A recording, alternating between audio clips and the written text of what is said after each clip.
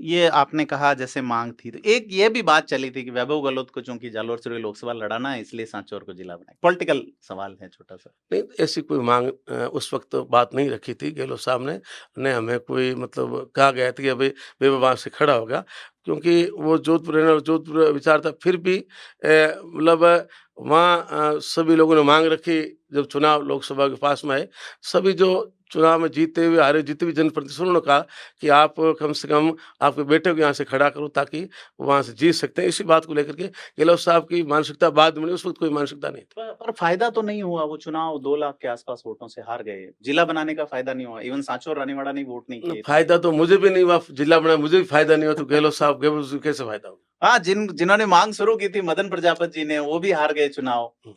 और बाद में आपका चुनाव भी बगावत, इंटरनल बगावत रही, बाकी चुनाव गज़ब का लड़ा आपने। देखो वोट लोगों ने बहुत 91,000 वोट दिए, परंतु परिस्थितियाँ कोई दूसरी बनी हम कह नहीं सकते। जी। उन परिस्थिति की वजह से मतलब मैं चुनाव हार गया, बाकी चुनाव नहीं हारता मैं। जी। क्या लगता है आपके पास में 2 विधायक जीत गए, समरजीत सिंह जी भीनमाल से जीत गए, रानीवाड़ा से रतन देवासी जीत गए और दोनों इलाकों की माँग अलग जिले की है। समरजीत सिंह जी पिछले 3 चुनाव से वो जीत नहीं पाए थे और लोगों की मानसिकता थी कि अब कि समरजीत सिंह जी विधायक बने और इस बात को लेकर के लोगों ने मतलब तहे दिल से इनको वोट दिए। फिर भी मतलब बहुत कम मार्जिन से समरजीत सिंह जीत पाए।